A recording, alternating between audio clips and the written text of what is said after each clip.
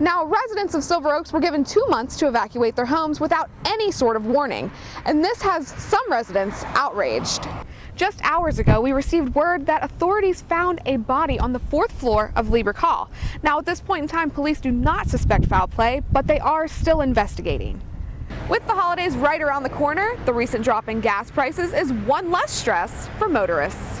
Tomorrow morning, your alarm clock may not be the only thing waking you up. Leaf cleanup starts bright and early at 7 a.m. At around noon today, check-into cash here in the Acme Plaza was robbed at gunpoint. Employees were ordered into the back room where the men demanded that they empty the safe. Twihards, get ready. Bella, Jacob, and Edward are back. In just a few short hours, Twilight Breaking Dawn Part 1 will premiere in a theater near you. With the recent rainfall in the area, the construction project for the new student housing Province Apartments is behind schedule, but workers are confident that they will finish the job on time. The old saying, "you can run, but you can't hide," may need to be changed to "you can't run and you can't hide," because ShotSpotter is making it harder to be a criminal. A gun is fired and immediately 9 police cruisers are on your tail. With ShotSpotter, this is a reality. Here's how it works. There are 27 sensors throughout the city. As soon as a shot is fired, its location is sent directly to police cruisers. 911 supervisor Heather Saris says this cuts arrival times nearly in half. It gives a better location. Like I said, like it'll locate, if it's in the front of the house or the back, so they know directly where to go instead of just driving around in circles. They have a better idea because it narrows it down to such a small area. Police Chief Jimmy Hughes agrees. He says ShotSpotter has helped the officers on the road tremendously. When we get somebody's call, boom, we get a call, but instantly we have, bang, bang, we have 6 or 7 shots. And now we get that same call that says, yes, I just heard 6 or 7 shots. I don't know where, but I heard 6 or 7 shots.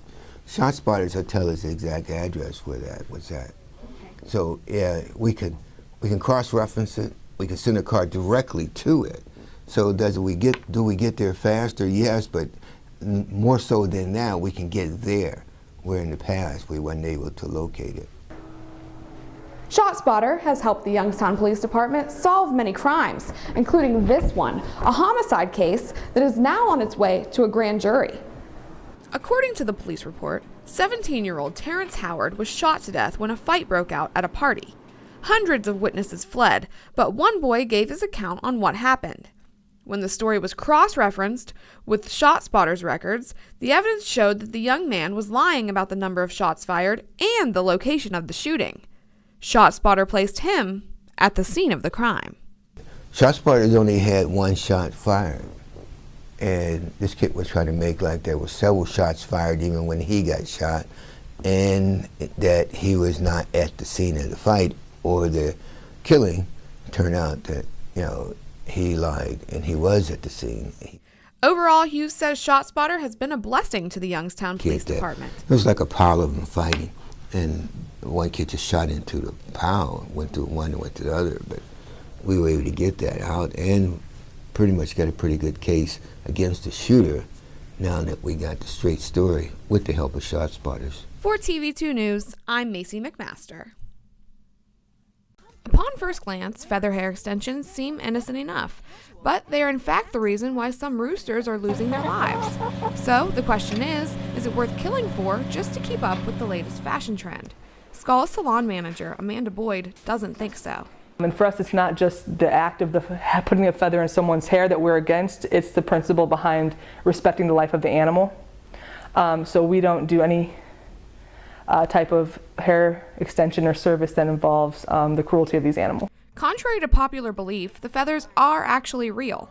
Nora Rodriguez was unaware of this fact when she got her feather. I definitely jumped on the bandwagon, but then I realized they were actually killing the roosters. I didn't even know they were real. I thought they were faux feathers, so I had it taken out. In order to obtain the feathers, the roosters are actually bred and genetically altered to produce longer feathers.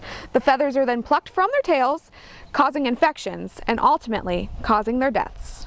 This fact has one chicken farmer outraged. These chickens are dying. What is the reason? Is anybody trying to find out? So our message of being animal friendly, trying to be cruelty free, I think is a positive message to send the community. People who may not realize. We do spend a lot of time educating about the feathers. You know, we don't just say no, we don't sell them. Click. We do try to inform people to be proactive, look up the information for themselves, and really consider whether they really want to have this service done. For TV2 KSU, I'm Macy McMaster. Black Friday is a shopaholic's dream, or really a dream for anyone who's looking for a good bargain. But this year, some stores like Walmart, Target, and Toys R Us cashed in a little bit early. According to Walmart customer service manager Julie Temple, some are calling it Black Thursday. Our first sale actually kicked off at 10 o'clock on Thursday, but people were lined up for hours before that. And line up they did. Some people camped outside of Best Buy days before the sales started, sacrificing their Thanksgiving dinners with their families just to save a buck. But some people still feel it's worth it. And I feel like we're saving, money. Shoppers and workers alike believe that this holiday is only going to get bigger and bigger and cut more into the family time of Thanksgiving. If this continues, pretty soon we won't be having Thanksgiving dinner at all. Either that or people are going to be standing in line eating their turkey dinners. So is Black Thursday here to stay? I guess we'll find out next year. Reporting for TV2 KSU, I'm Macy McMaster.